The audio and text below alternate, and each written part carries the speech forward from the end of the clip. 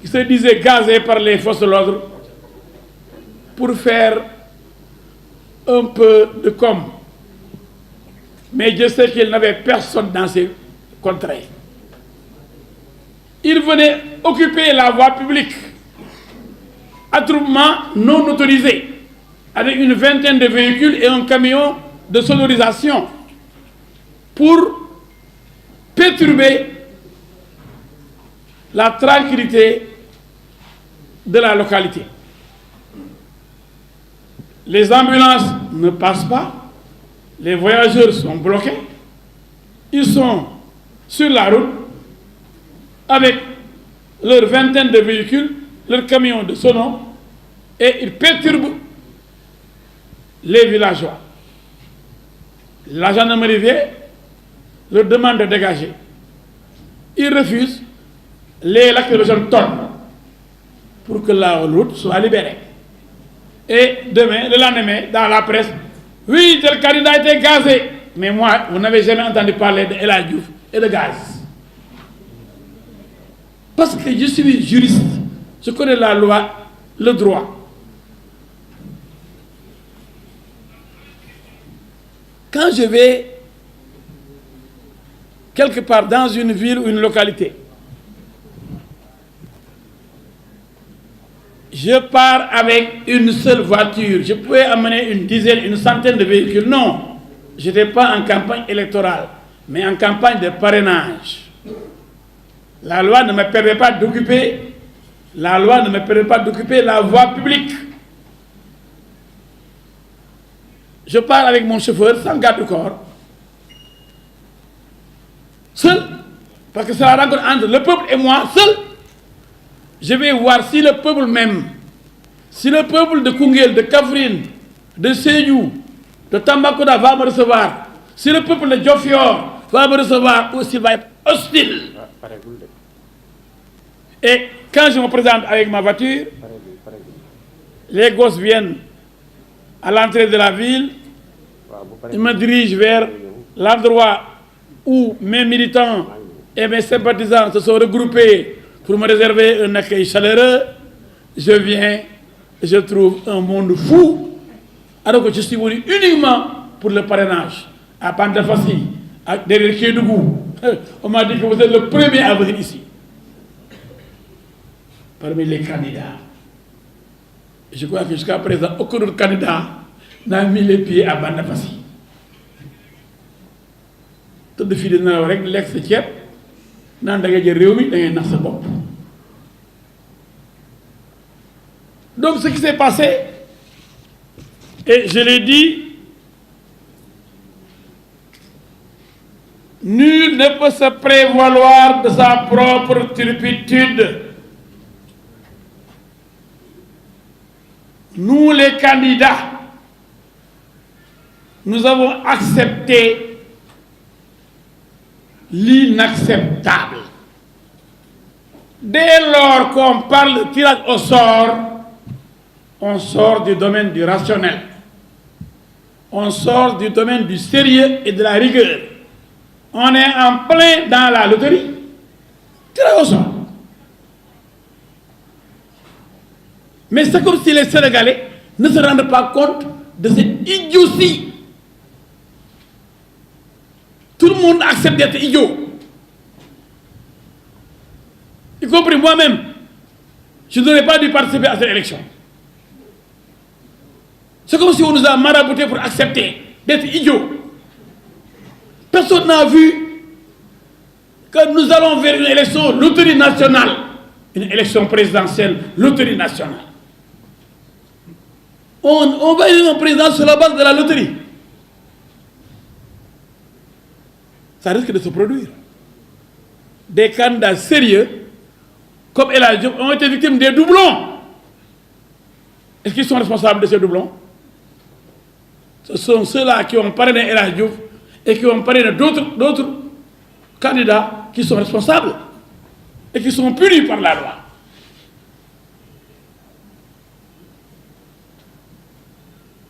Comment peut-on accepter?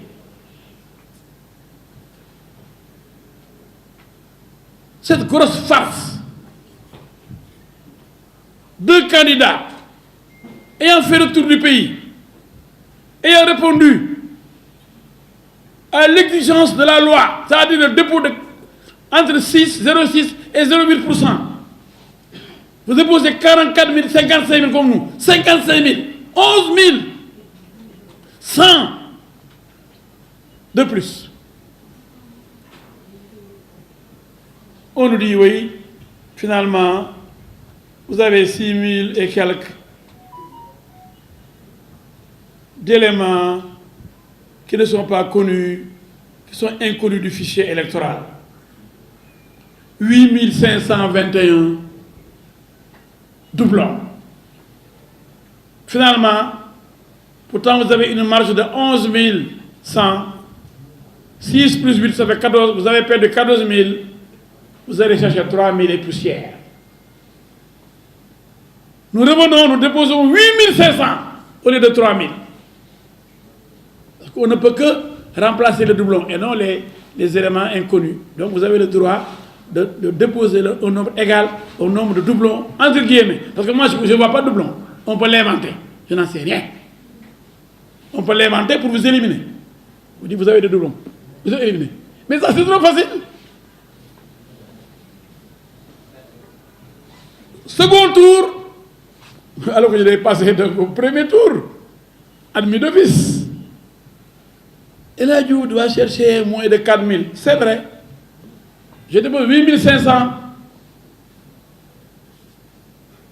On m'enlève 5 000. Par de 5 000 doublons. Il vous reste 3 500 sur les 8 500. Et je cherchais moins de 4 000. Au total, voilà. Total de, j'ai déposé au total 64 087 parrains. Total déposé 64 087.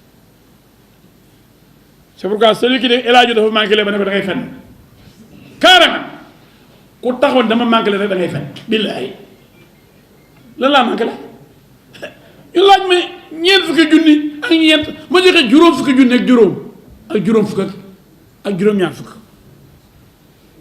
ñeent fukki junni lañ ma laaj xam nga déjà ñeent fukki junni daa bëri ñeent fukki junni nit lañ ma laaj ma joxe juróom fukki junni nit ak juróomi junni 55 570 ak juróomi téeméer ak juróom-ñaar fukk ma joxe juróom fukki junni juróom fukki junni ëpp na stade Abdoulaye Wade juróom fukki junni nit ak juróomi junni ak juróomi téeméer ak juróom-ñaar fukk bi ñu mënee doole ma doole waat 8500 mu ngi ni ñu ne toto 64 087 parrains déposés 64 000 on me demande 44 000 j'en suis à 64 000 second tour 55 570 plus 8 500 je suis à plus de 64 000 ils me disent 7 100 non identifiés au fichier doublon interne 0 premier tour comme second tour 0 doublon interne 0 doublon interne. Doublon interne, c'est quoi? C'est mettre un nom 2 fois. Se tromper, mettre Amadou Ndiaye 2 fois. Sur les 44 000, aucun doublon interne. Parce qu'on avait un logiciel, on avait pris 10 informaticiens qu'on payait, on avait loué 10 ordinateurs, on avait une vingtaine de gosses qui travaillaient en équipe nuit et jour. Les gens sont là, ils ne me laisseront pas mentir. Bibo, lui, dormait chez moi. C'est lui qui coordonnait l'équipe technique des jeunes qui s'occupaient de l'informatique et des fiches. Donc, doublon externe, 13 452. Hey, 13 000 doublons externes. Fukki junni ak ñetti junni yoo xam ne yaa ngi ko bokk ak ñeneen. Total des parrains validés 43 505. On demandait 44 000. Même si on devait repêcher, je suis le premier recalé, parce que personne n'a eu 43 000 à part moi pour être recalé. Malgré tout ce qu'on a fait pour me retrancher, pour me retirer 13 000 doublons externes et 7 130, ça fait 20 000, 21 000 qui ont été annulés, alors que c'est de bons parrainages. Je me retrouve avec 43 505 parrains validés. On me demandait 44 000, je suis à 43 505. C'est pourquoi je dis, voilà un système, vous avez vu les éléments, voilà un système injuste, un système insolite, un système idiot. Idiot. On n'aurait jamais dû accepter de participer à ces élections-là. Lorsqu'on a dit tirage au sort pour créer des doublons, il fallait refuser. Mais tout le monde a été opportuniste. Les gens sont allés voir les marabouts pour prier, pour passer devant. Pour avoir la chance de passer avant les autres. Vous croyez que ça, c'est normal dans une élection? C'est ce que j'appelle élection loterie. Des gens sont allés voir des marabouts. Parce que moi, je connais beaucoup de marabouts qui m'ont parlé de ça. Il a demandé de beaucoup de faire. Mais d'où nous n'avons pour m'escroquer. Personne ne va m'escroquer, moi. Pourtant, nous avons des gens pourtant, nous avons des gens. Les gens vont voir des marabouts pour passer les premiers pour ne pas avoir de doublons. Finalement,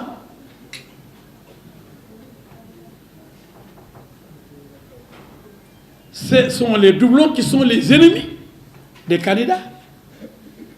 Et les candidats sont impuissants devant les doublons. Mais nous sommes des djinns, nous sommes des malaka. Ba xamni amna ben Fatou Ndiaye bu nek Diourbel paré na la paré na sa morom lo ci xam. Duñ ay djinns duñ ay malaka pour xamni bi nga démé Linguère ku ñuy wax Ibaka mi la paré na bi diw ñëwé paré na ko momé. Nga ñëw déposer koku déposer jëk la déposer ñu na togal yow. Ce qui est plus grave, des gens sont restés chez eux, ont acheté des parrainages. Vous faites le tour du pays. Celui qui vous avait parrainé, on lui donne de l'argent, il envoie des parrainages à ceux-là qui ne se sont même pas déplacés. Et si on fait le tirage, ces gens, s'ils ont de la chance, ils passent devant vous, vous qui avez fait le tour du pays, pour recueillir les parrainages. Vous croyez que ça, c'est une élection sérieuse?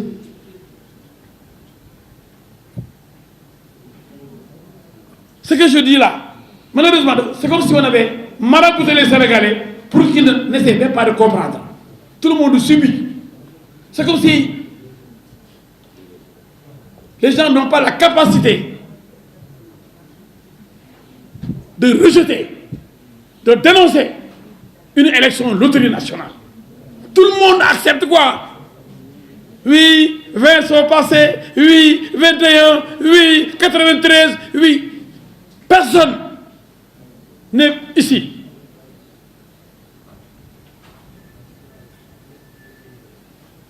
En mesure de dire que cette élection est une élection normale. C'est une élection de fous. Une élection de fous. Je dis ça n'existe nulle part dans ce monde-là. Depuis que le monde existe, cela n'a jamais existé.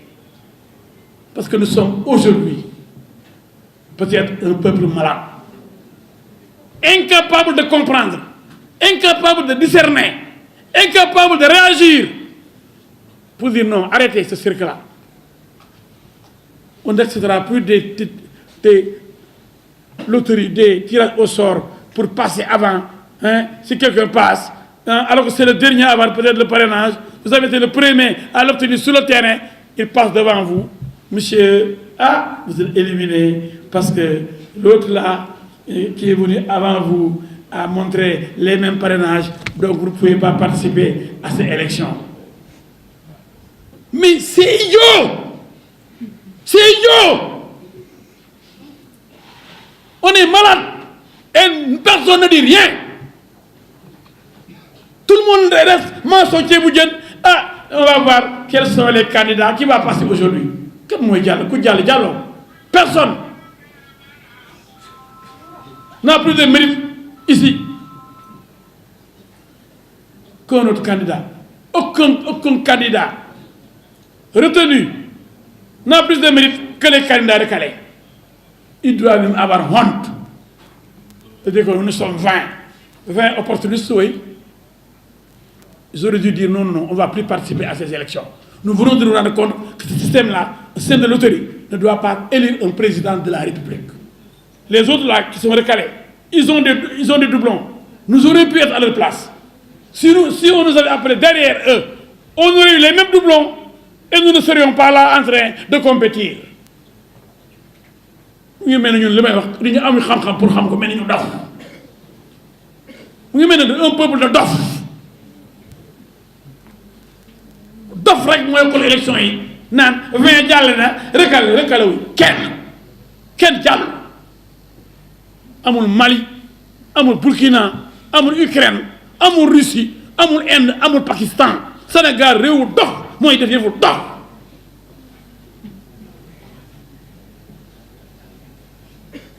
ñëpp di miig di pat naan nañ dem yónni sunu représentants yi ñu ñaa ngi dem di xool ñan ñooy jàll ak ñu jàllul même man ci dof yi laa bokk parce que waru mën a nangu loolu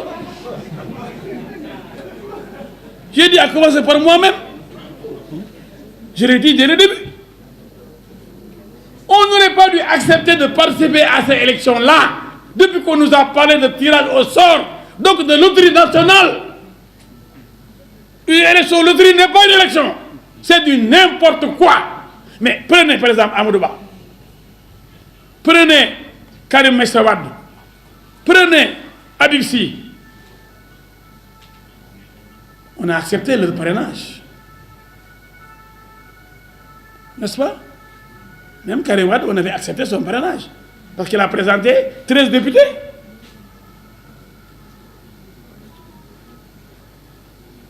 S'ils avaient opté pour le parrainage citoyen,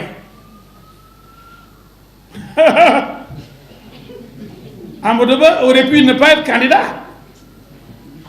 Parce que s'il a les mêmes parrainages que les autres, les doublons risquent de l'éliminer. C'est pourquoi il n'a pas pris le risque.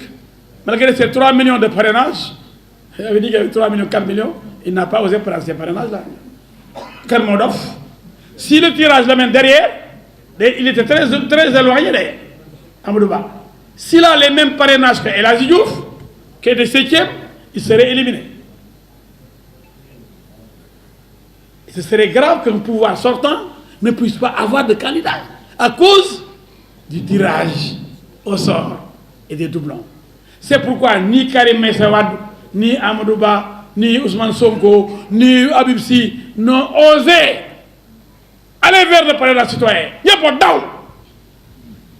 Parce que Bill fait nerf. Parce qu'au dialogue, ils se sont entendus pour dire que si vous avez 13 députés, vous allez compétir. Mais ça, c'est un arrangement. Ça, c'est honteux.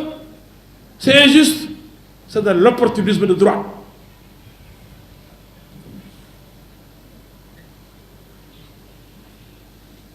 Les candidats ne sont pas égaux devant la loi.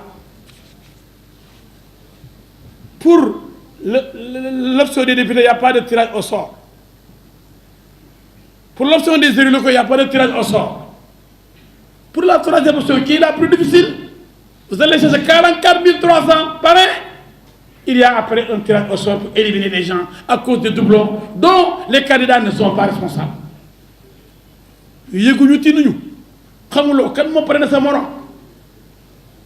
C'est un risque.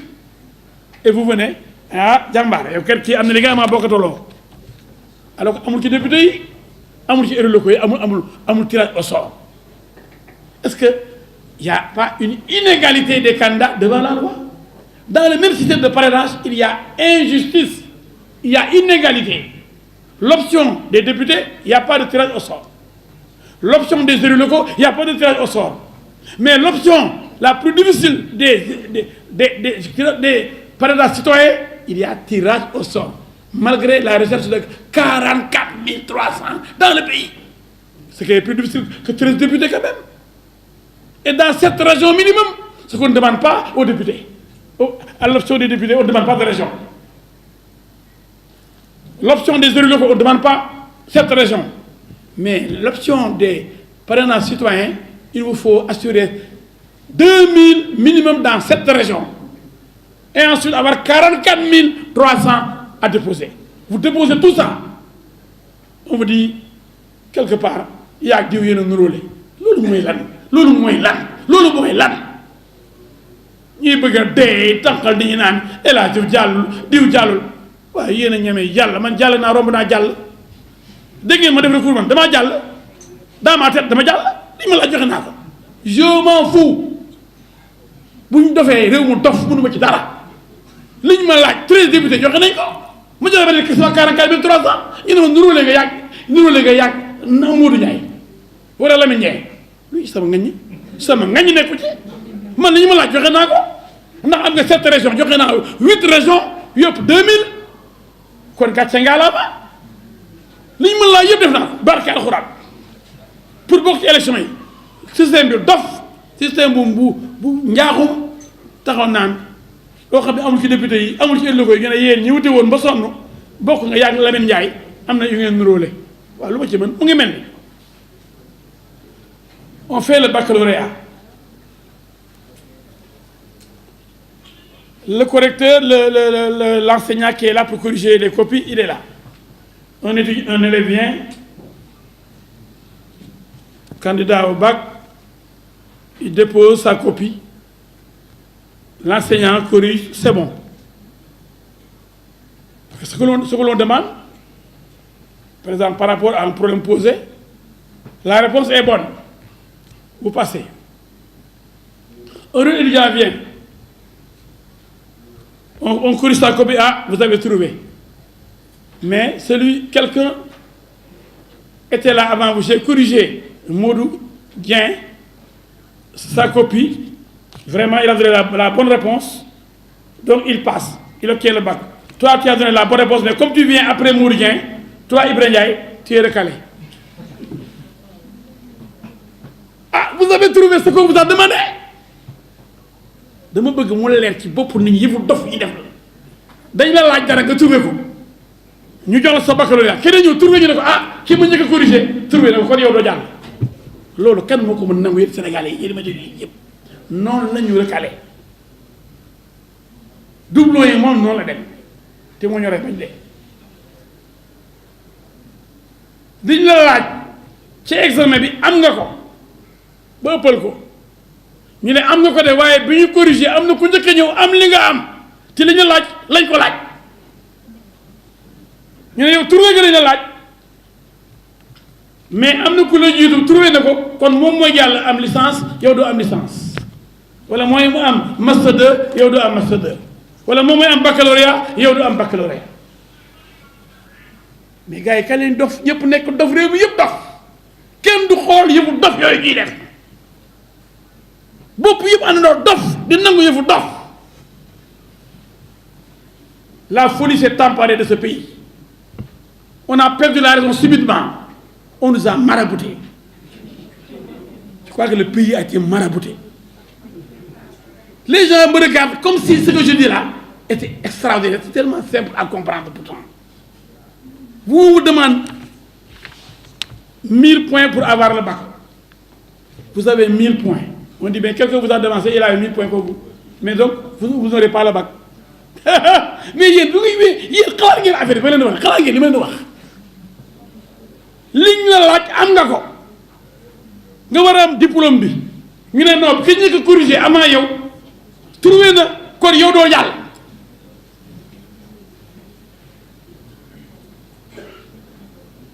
ñëpp xulli seen bët di jox ci loolu dara loolu koo mën nangu yëfu dof nañ ko mën a nangoo yëfu dof nañ ko mën a nangoo yëfu dof nañ ko mën a nangoo moo dof ñeneen dof ñu ànd nangu yëfu dof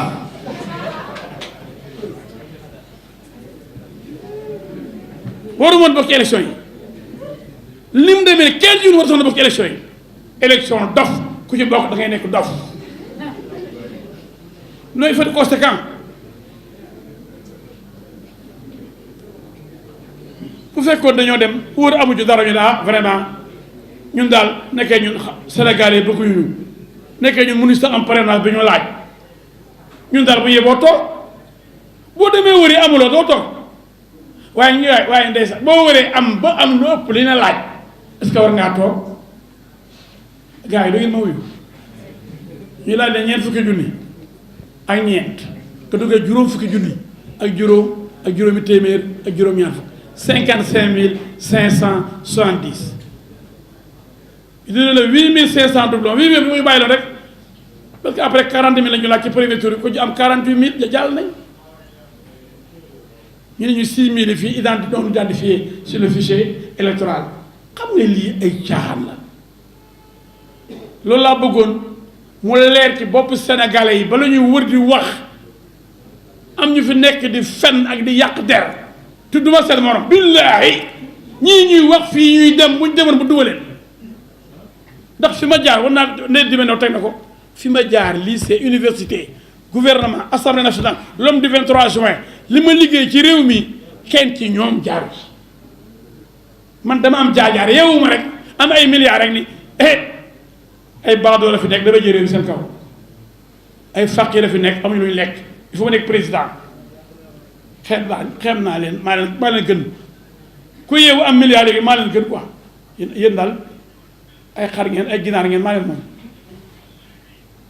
mais loolu mënul nekk de wala yeewu ni président moo la tànn wala keneen yow yaa gën ci réew mi yow loo fi def loo wone depuis lycée université assemblée nationale gouvernement sur le terrain yaay kat président day am jaar-jaar njiitum réew day wane boppam avant muy laaj réew dañ lay xam avant ngay laaj réew yaboo sénégalais yi jaaroo fenn amoo benn jaar-jaar amuloo loo wone yeewu rek de man daal rafet naa am naa costume am naa Mercedes am naa jeeg bu rafet am naa compte bancaire jox leen ma réew mi loolu moo yore de loolu tax nit ñi xam la lu ñu la xamee xeex wala nalaw wala sàcc il faut ñu ne lii tax ñu tànn ko def ko suñu président fu ma dem ñu ne yaa war a nekk président ndax bu ñëpp dawee yaa fi nekkoon ba ñuy taal dëkk bi yow lañ gis Tic Tac war a yore Sénégal yambar war a yore Sénégal ba ñuy taal dëkk bi yow kenn cundëb yaa taxaw jàlloog bàdd yi bay taal sa kër taalu fi kër keneen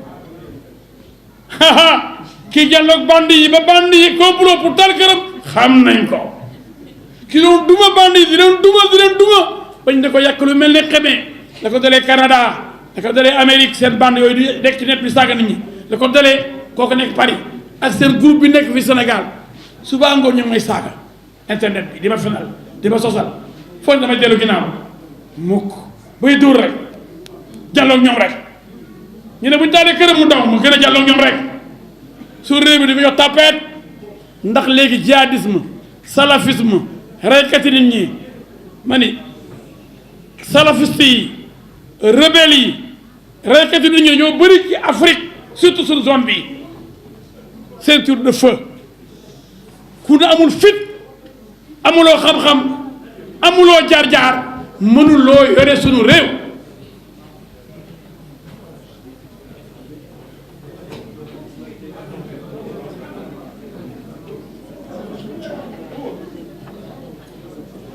ne répondez pas à la provocation dafa affaire dafa neex képp koo xam ni voyu nga li may wax dana neex man maay faj band yi ak voyu yi déglu leen fajkat yi band yi mooy wax ak yéen calmez-vous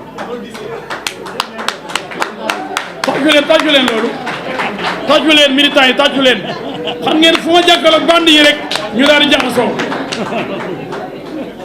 dama ni je suis l'ennemi juré des ennemis du Sénégal L'ennemi juré des salafistes, des rebelles, des bandits, des tueurs, des voyous, des trafiquants de drogue, des trafiquants de toutes sortes. L'homme du 23 juin est là. L'homme courageux est là. Vous le connaissez. Le député du peuple est là. Vous le connaissez. réew bi dafa toll foo xam ni ak gaz bii di ñëw ak pétrole bii di ñëw bu leen RC calme toog leen bu leen ko topp toog leen on est police la police est dehors on est police bi dehors la police est dehors calmez-vous on est police jël leen calmez-vous toog leen calmez-vous na leen jàpp yóbbu direct la prison calmez-vous. Béranger, calmez-vous gars, calmez-vous. Il y a des infiltrés, on nous a infiltrés. Les gars, on nous a infiltrés, calmez-vous. On nous a infiltrés, calmez-vous. Toog leen.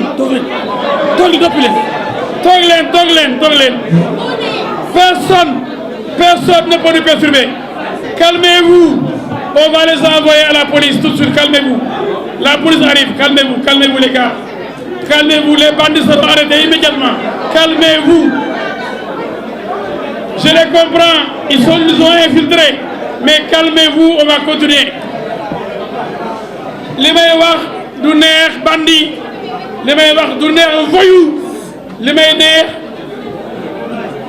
fii c'est pas fini, bu ma kenn yàpp ku ma ni fii ma saaga la dégg nga li ma wax du ma oote fii di wax Sénégalais yi am ñu naan c'est fini ku fi di ko dem sa yoon. Je travaille avec les Sénégalais. dama ni ceux qui nous ont infiltrés, on n'a qu'à les arrêter. Béranger, arrêtez-moi ces gens-là. Béranger, Pape Ngom, Béranger, arrêtez-moi ces gens-là, envoyez-les en prison. C'est des voyous, les voyous c'est la prison. Bon, je continue. Xam ngeen li may wax duy neex ndax dañuy infiltrer ndax réew mi kenn moomu ko gars yi du ngeen nopp waay gars yi s'il vous plaît silence s'il vous plaît les journalistes mais noppi leen yéen ceux qui ne veulent pas rester ils n'ont qu'à partir mais restez au travail dama ni li may wax comme neexul mën ngaa dem li may wax du neex kuy bandi du la neex kuy voyou du la neex kuy sàcc du la neex kuy saytaane du la neex.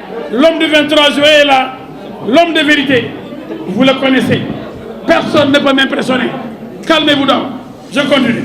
Kon mbokk yi maa ngi méttiwul li fi amoon léegi maa ngi leen di ñaan ngeen toog xam ni kenn mënuñu infiltrer ku fi ñëw pour yàq dina la yàq ku fi ñëw pour tooñ dina la duma ku fi ñëw pour tooñ dina la duma ku fi ñëw pour yàq dina la yàq fii du fu ñu yàqee ba pare demee noonu.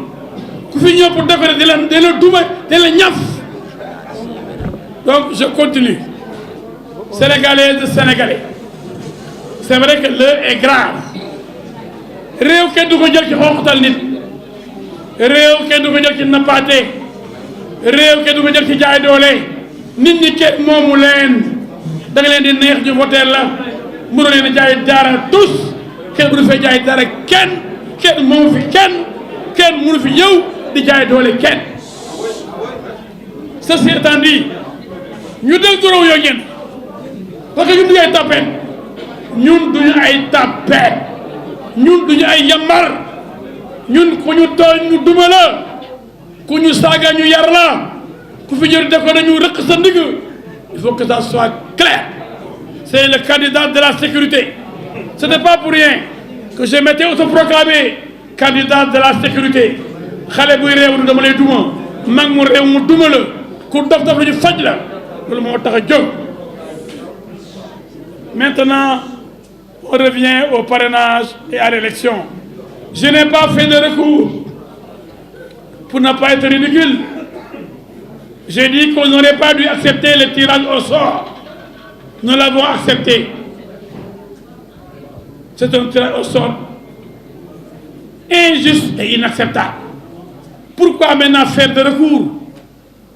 nul ne peut se prévaloir de sa propre turpitude mani boo nangoo sag ndof dafay ba nangu ñu naan dañuy def tirage ku njëkk a jàll bu dee am na li nga am yow boo ñëwee ñu dàq la loolu bañ ko nangoo wala xam ni dem ay recours yëfu dof la waruñu mën a bokk ci élection yi ñuy wax ñu ne dañuy seeti Macky Sall lu ñu doyee Macky Sall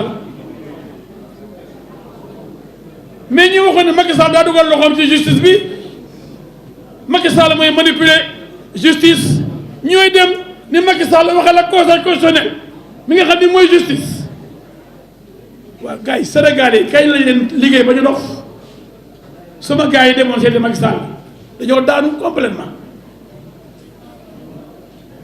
ñu ne l'exécutif da wax dëgg le judiciaire na Macky dugal loxoom ci justice li conseil constitutionnel atte na wax ak ñoom ñu xool ndax ñoo ñu bokkaat man mi leen mën ñoom ñëpp ma leen mën ñoom ñu def le coup yëpp ak ñi gagné ñëpp tous les 83 candidats duma ci moroomu kenn amul A amul B maa leen mën ñoom ñëpp macha allah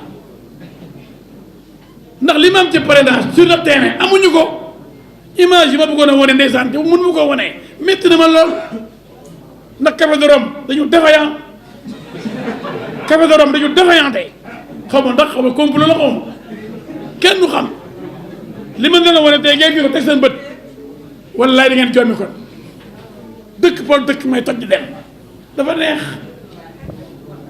ku ko def fi ma jaar ku fa jaar taq ban fi ma jaar ku fa jaar taq ban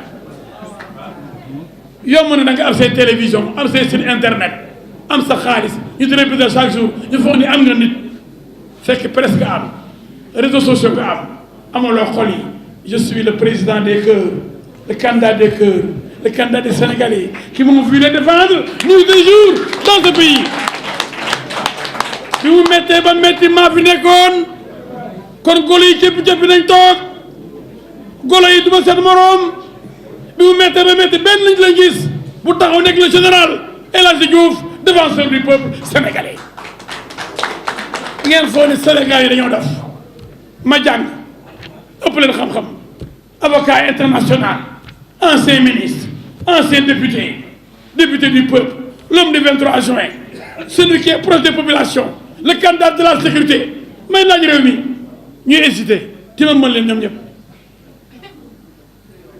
nañ ni kii moo la mën candidat yëpp dañoo nga ne 93 candidats yi ni ma kii moo la mën ba may nekk ministre Amadou Ba mu ngi nekk impôt domaine 2006 ba 2012 2013 ba muy nekk ministre bu na Abdoulaye Dione mu doon directeur cabinet Macky Sall premier ministre ba muy nekk ministre ku xamoon ay Mame Boye Diao ku déggum turu Aly Ngouille Ndiaye en 2006 dañoo gaaw a fàtte am complexe maa leen njëkk a dégg monsieur le ministre non gars yi du ma seen morom maa leen njëkk a dégg honorable député pendant 10 ans man kenn Sénégal yëpp tous les candidats maa ci am bis nu ñu may wooyee l'homme du 23 juin nañu wax keneen ku ci am benn bis boo xam ni marqué nga l'histoire du Sénégal gars yi bu ñu yemalee am ñu génn seen kër day neex dafa neex nga jël ay booy ñu nekk ci réseaux sociaux yi dina tagg fekk yow defoo fi tus daawa naada ñu ne diw ci lan Moodu Ibra Njaay